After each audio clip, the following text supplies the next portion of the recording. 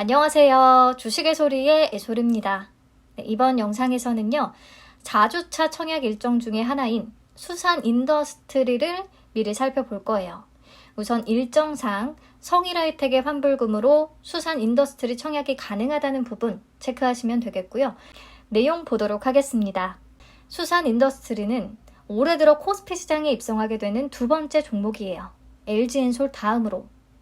이름만 들어서는 수산업과 관련된 종목인 것 같은데 키워드는 원자력 발전이라는 거 먼저 말씀을 드리고요. 조금 더 자세히 살펴봅시다. 수산 인더스트리는 원자력, 화력, 신재생 발전 설비를 대상으로 종합 정비 서비스를 제공하고 있습니다. 표에 사업 영역이 딱 정리가 잘 되어 있는데요.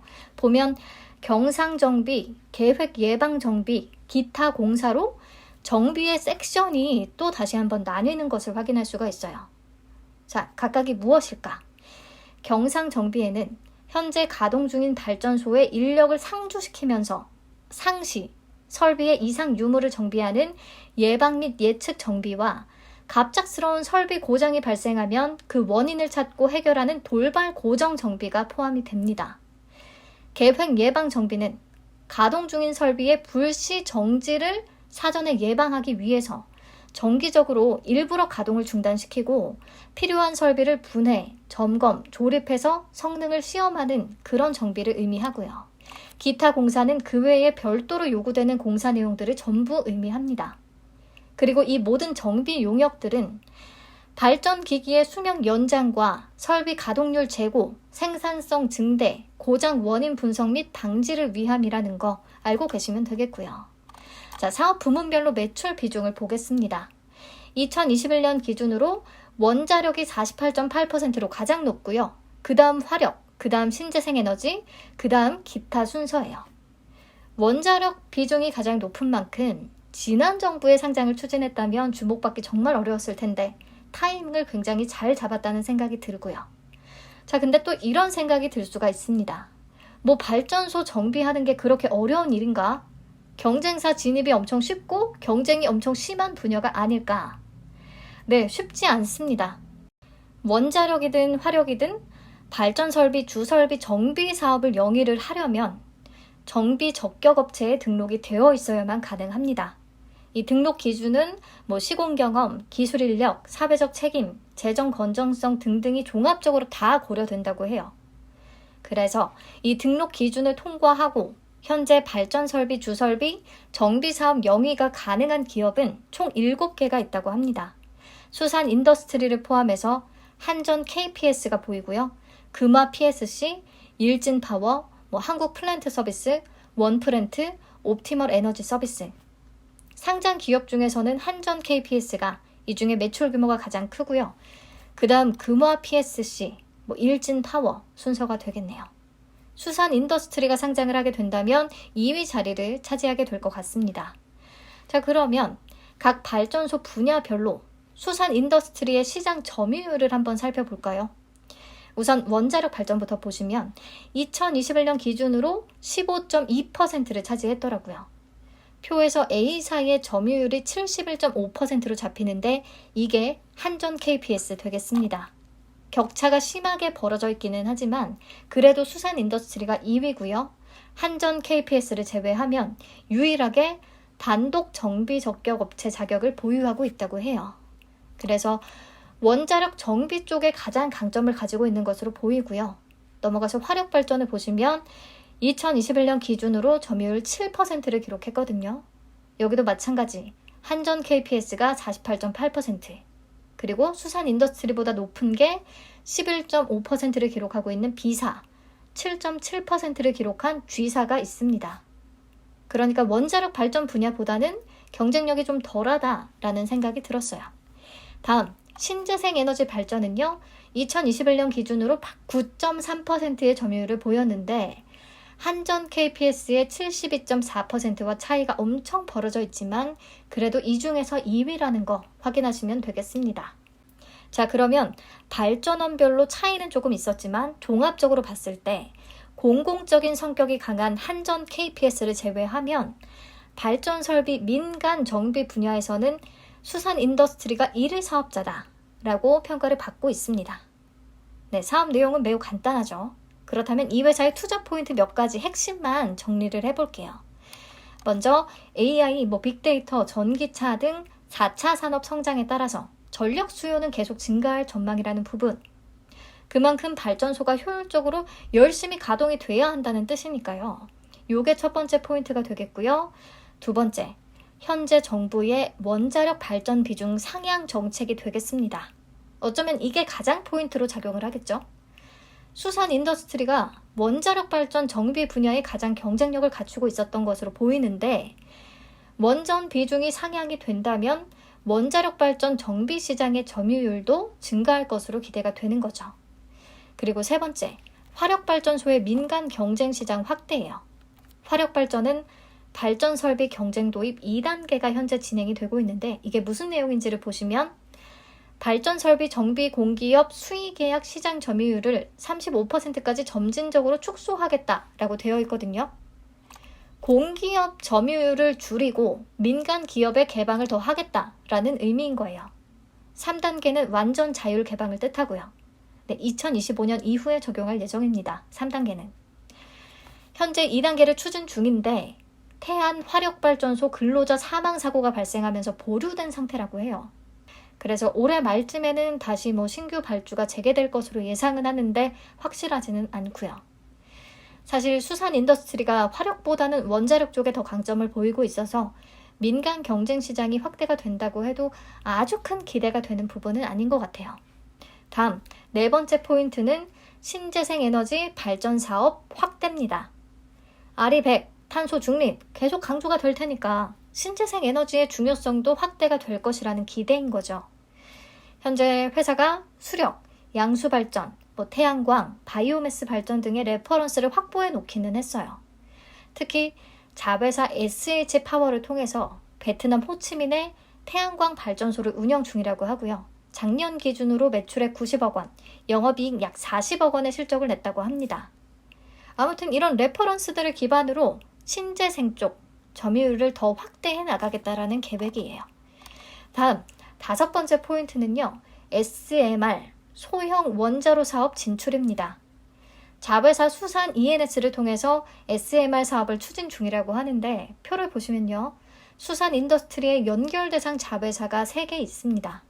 이 중에 수산 ENS는 원전, 화력, 계측 제어 설비 분야의 국내 1위 기업이라고 하고요. 포스코 그룹으로부터 포뉴텍을 인수하면서 생긴 거예요. 인수 후에 수산 ENS로 사명이 변경된 거고요. 이 회사가 원자로 내에 안전 기능을 수행하는 MMIS라는 핵심 설비를 제조하거든요.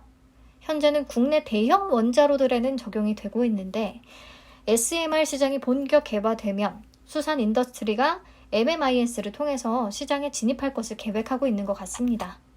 네, 아직은 SMR 산업이 확실히 정립이 되거나 개화되지는 못했잖아요. 대형 원자로 대비해서 친환경적이고 안정성이 높기 때문에 세계 각국이 관심을 갖고 있는 분야고 분명히 언젠가는 시장이 클 수 있을 것 같기는 한데 조금 시간은 걸릴 것 같다는 생각이 듭니다. 여기까지 쭉 훑어봤을 때 제 개인적인 생각은 그래요. 발전설비 민간 정비 분야의 1위 사업자로서 분명히 경쟁력이 있고 어느 정도 안정적인 실적은 내고 있겠지만 폭발적인 성장이 기대되는 산업군은 아닌 것 같다. 발전소 부지는 한정적이기 때문에 발전소 수 자체가 급증하기는 어려운 여건이잖아요. 아무래도 국내는 특히 더 그렇고요. 근데 그 안에서 정비 기업들이 경쟁을 하는 구조이기 때문에 막 자율주행이나 전기차 이런 것처럼 시장 파이 자체가 커지는 그런 걸 기대하기는 어려운 것 같아요. 근데 얘기했듯이 원전 비중 확대나 화력발전소의 민간 개방, 신재생 에너지 확대 이런 요소들이 파이를 조금 키워줄 수는 있는 거죠. 그나마 이번 정부의 원전 확대 정책이 아니었다면 매력도가 정말 크게 떨어질 수 있는 그런 내용이 아닌가. 상장 타이밍을 잘 잡았다라고 개인적으로 생각을 해봤습니다. 그래서 당연히 국내로 한정 지으면 너무 한계가 있을 수밖에 없고요. 해외 수주 확대를 통해 성장 모멘텀을 좀 강화하겠다는 전략이에요. 발전원별로 해외에서 레퍼런스를 만들어가는 중이고요. 이번 공모자금 중에 일부도 해외 시장 진출에 쓸 계획입니다. 국내에서는 신재생에너지 발전 관련 사업에 지분 투자할 계획이라고 밝혔어요. 지금은 신재생에너지의 발전 설비 정비 사업을 하고 있지만 최종적으로는 발전 사업자로 확대해 나가겠다라는 목표를 가지고 있거든요. 해외 쪽을 보시면 필리핀이나 나이지리아, 발전소 민영화 정책에 따라 그 입찰에 좀 참여해 볼 예정이고, 베트남의 신규 법인을 설립하고 지분 투자를 통해서 신재생 에너지 분야에 진출할 계획이라고 하거든요. 여기도 마찬가지로 신재생 에너지 발전의 운영업자로서 사업 확대를 생각하고 있는 거고요. 그래서 발전 정비 쪽에만 한정을 시키면 약간 아쉬움이 느껴지는 게 사실이에요. 근데 지분 투자를 통해 발전소 운영에 대한 노하우를 익히고 향후 신재생에너지 발전 운영업자로 영역을 좀 확대한다면 회사가 그때는 조금 더 클 수 있지 않을까 생각은 드네요. 네, 넘어가서 실적 보겠습니다. 발전 설비 정비 시장은요, 경기 상황에 큰 영향을 받지 않고 비교적 안정적인 실적을 꾸준히 올릴 수 있는 경기 방어적인 성격을 띱니다. 그 대신 해마다 엄청난 성장을 보이는 그런 분야는 아니에요. 최근 3개년 매출의 규모를 보시면 아시겠죠? 그리고 여기서 하나 체크할 게 2020년에 수익성이 다소 악화된 모습을 보였는데 그 이유가 원자력 발전소 계획예방정비공사 수행이 감소했기 때문이라고 해요. 근데 2021년에는 원전 계획예방정비공사 수행이 확대되면서 이익률이 증가했다고 하고요. 그럼 왜 계획예방정비공사의 수행 실적이 이렇게 들쑥날쑥 하느냐? 주기가 18개월 주기이기 때문입니다. 그래서 20년에는 수행 실적이 감소한 반면 21년에는 증가했던 거예요. 자, 그렇다면 21년에는 계획예방정비공사 수행이 다수 진행이 됐기 때문에 올해 22년에는 또 공백이 생길 수 있다는 의미죠. 이 부분을 좀 짚고 넘어가야 될 것 같았어요. 그리고 또 한 가지, 2021년에 단기순이익이 다른 때보다 유독 높았던 이유는 보유 타회사 지분 매도 과정에서 발생한 약 63억 원의 수익과 고용 및 산재보험 요율 차이로 발생한 약 37억 원의 기타 수익이 잡혔기 때문입니다. 이런 일회성 요인들에 의해서 순이익 규모가 커졌다는 거, 요것도 짚고 가야겠고요. 그래도 어쨌든 실적은 매년 안정적으로 실현하고 있다. 이익률도 10% 이상으로 괜찮은 수준에서 유지 중이다 정도를 체크하시고, 재무 안정성 지표를 보시면 업종 평균 대비해서 우수합니다. 발전 설비 정비 사업의 특성상 대규모의 투하 자본이 요구되지 않기 때문에 유동 비율은 높고 부채 비율은 낮은 그런 상태가 잘 유지가 되고 있는 거죠. 네, 넘어가서 공모 관련 내용 살펴보시죠. 총 571만 5천 주를 공모합니다. 공모가 밴드는 3만 5천 원에서 4만 3,100원이 제시됐고요. 공모가 상단 기준으로 총 공모 규모는 약 2,463억 원, 시가총액은 약 6,157억 원 규모가 되겠습니다. 청약은 20일부터 21일까지 진행이 되고요. 환불은 25일, 네, 환불까지 4일 걸린다는 게 아쉽네요. 또 상장은 8월 1일로 예정이 되어 있습니다. 삼성증권과 미래에셋증권에서 청약 가능하고요. 이번 공모는 신주 모집 75%와 구주 매출 25%로 진행이 됩니다. 구주 매출의 주체는 정석현 수산그룹 회장과 부인 안정재 씨 되겠습니다. 자, 정석현 회장과 그 부인이 지금까지 수산인더스트리의 지분 100%를 다 들고 있었기 때문에 유가증권 상장 규정상 주식 분산 요건을 충족시키려면 구주 매출이 어쩔 수 없었다라는 내용이 기사들에 다 나와 있어요. 근데 저는 LG엔솔 때가 갑자기 생각나는 거예요. LG엔솔은 공모 주식 수가 500만 주 이상이라서 다른 조건 맞출 필요 없이 통과가 됐었거든요. 무슨 말이냐면 코스피 시장 상장 요건이 정리된 표를 보시면 분산 요건에서 다음 중에 하나만 충족하면 된다고 되어 있어요. 1번부터 4번까지 중에서 2번을 보면 공모 주식수 25% 이상 또는 500만 주 이상이라고 되어 있어요. 또는이기 때문에 공모 주식수가 500만 주 이상이면 분산 요건이 충족된다는 거죠. 수산인더스트리는 공모 주식수가 571만 5천 주예요. 그러면 충족된 거 아닌가요? 지금 제가 잘못 알고 있는 거라면 알려주세요. 그래서 분산 요건을 충족시키기 위해 구주 매출은 불가피한 선택이었다라는 부분에 저는 동의를 못했습니다. 만약에 제가 생각하는 게 맞다면 이 구주 매출은 좋게 볼 수가 없겠죠. 그게 아니라고 해도 표를 보면요. 공모 후에 공모주주의 지분율이 32%가 되더라고요. 분산 요건이 25%라면 그것보다는 꽤 높은 수준이라서 과연 구주 매출을 25%까지 할 필요가 있었던 것일까라는 생각도 들었습니다. 우선 넘어갈게요. 자, 우리 사주조합에는 20% 배정됐고요. 공모가 상단 기준으로 약 493억 원 규모라 1인당 평균 배정 금액이 약 4천만 원 정도가 되거든요. 우리 사주조합의 청약 결과도 매우 궁금한 기업 중에 하나입니다. 자, 상장 직후에 유통 가능한 주식 수는 32%, 딱 공모 주주들의 주식만 유통이 가능한데요. 워낙 공모 규모가 크다 보니까 물량이 많은 편입니다. 32%고 기존 주주 비율은 없고요. 회장과 아내가 다 가지고 있었으니까. 자, 금액으로 계산하면 약 1971억 원 되겠습니다. 유통 물량 측면에서는 좋은 조건이 아니에요. 자, 그럼 넘어가서 공모가 어떻게 산정했는지 볼까요? 비교 기업으로는 앞에서 봤던 7개 과점 기업 중에 3개, 한전 KPS, 일진파워, 금화 SPC를 선정했습니다. 이들의 최근 4개 분기 순이익 기준으로 계산한 평균 퍼는 14.7배. 그냥 무난하다고 봤고요. 주당 평가가액을 산출할 때 적용 순이익은 최근 4개 분기 합산 순이익을 적용했더라고요. 저는 이 부분에서 몇 가지 의문이 들었습니다. 자, 2021년 실적에는 일회성 수익들이 포함됐다고 했다. 그리고 원자력 발전 설비 계획 예방 정비공사 주기에 따라서 2022년에는 공백이 발생할 수 있다고 했다. 그리고 표를 보면 2022년 1분기 순이익은 108억 원으로 작년 1분기 대비해서 오히려 감소한 것을 확인할 수 있다. 자, 그렇다면 과연 올해는 작년 실적을 뛰어넘을 수 있을 것인가에 대한 의심이 생기는 거죠. 작년 순이익에 일회성 수익들까지 포함이 되면서 굉장히 높은 수준을 기록한 것 같은데 21년 순이익을 적용시켜서 주당 평가가액이 높아지는 것 아닐까라는 생각. 자, 어쨌든 그렇게 계산한 주당 평가가액은 51,468원이 나왔습니다. 여기에 할인율 32%에서 16.26%를 적용했어요. 작년 코스피 시장 평균치보다 낮은 수준의 할인율이 적용된 겁니다. 그러니까 정리를 하자면 미래 추정치가 아닌 과거 실적을 토대로 계산하기는 했지만 작년 실적이 워낙에 좋았어서 이 자체로 공모가를 보수적으로 계산한 거다라고 보기는 어렵다. 적용 할인율도 낮은 편이다. 그런데 다행히요. 최근 4개 분기 순이익과 공모가 상단 기준으로 계산한 퍼가 12.31배로 계산이 되는데 그렇다면 유사 기업들 대비해서 나쁘지 않은 수준으로 보인다. 네, 근데 얘기했듯이 최근 4개 분기 순이익을 적용한 게 약간 깨림직해서 22년 1분기 연환산 순이익으로도 계산을 해봤어요. 그러면 14.26배. 역시 아주 부담스러운 밸류는 아니다 라고 판단을 했습니다.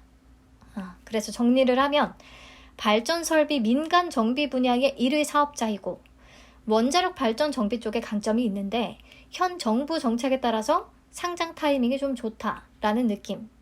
유통 물량은 좋은 조건은 아니고요. 공모가는 그래도 그냥저냥 무난하다고 봤어요. 근데 이거 정말 재수없는 얘기라고 생각하실 수 있는데 왠지 위니아 에이드가 떠오르는 거예요. 위니아 에이드도 실적이나 재무 안정성 지표들은 좋았고요. 물론 영업이익률이나 당기순이익률은 수산 인더스트리가 훨씬 높아요. 네, 그리고 유통 물량이 30%대로 비슷하고 기존 주주 비율도 그렇고요. 유통가는 금액은 수산 인더스트리가 2배 이상 큰 상황이고요. 공모가도 과거 순이익을 기반으로 산정한 그 플로우가 비슷했어요. 산업은 다르지만 적용 퍼나 할인율 수준까지도 비슷했고요. 위니아 에이드도 공모가는 무난하다고 봤습니다. 여기서 위니아 에이드의 가장 큰 문제는 성장성이 떨어진다는 게 아니었을까 싶은데 그렇다면 수산 인더스트리도 향후에 성장 가능성을 얼마나 높게 보느냐에 따라 성패가 완전히 달라질 수 있을 것 같다는 생각이 들었습니다. 즉 원자력 발전 비중 증가, 신재생 에너지 확대, SMR 시장 진출, 해외 수주 확대 이런 부분들에 대한 기대 여부에 따라서 수산 인더스트리에 대한 평가는 좀 갈릴 수밖에 없을 것 같아요. 사실 사업 내용이 기본 뼈대만 놓고 보자면 크게 성장이 기대되는 산업군은 아니잖아요. 네, 그렇기 때문에 조금 평가가 어렵네요. 저는 수요 예측 결과에서 의무 보유 확약 비율이 낮다면 청약이 좀 망설여질 것 같습니다. 네, 마지막으로 배정 물량과 청약 한도 보고 마칠게요. 삼성증권의 단독 청약이라고 봐도 무방할 정도로 미래에셋 증권에 배정된 물량이 매우 적습니다. 청약 수수료는 둘 다 2,000원 부과되고요. 최소 청약 수량은 10주입니다. 청약 한도는 표를 통해서 확인하시면 되겠어요. 삼성증권의 온라인 청약 한도가 32,500주로 7억 원 넘게까지 청약이 가능하기 때문에 한도 걱정은 하지 않아도 될 것 같고요. 네, 수산 인더스트리는 참 재선에서 좋다 안 좋다 분명히 판단을 하기가 너무 애매한 종목 중에 하나였네요. 과연 원전 정책에 대한 기대감을 얼마나 반영해 줄 수 있을지 수요 예측 결과도 매우 궁금합니다. 유통시총이 크기 때문에 의무 보유 확약 비율 굉장히 중요하겠고요. 결과는 19일에 발표되니까 그때 다시 찾아오겠습니다. 남은 주말 잘 마무리하세요.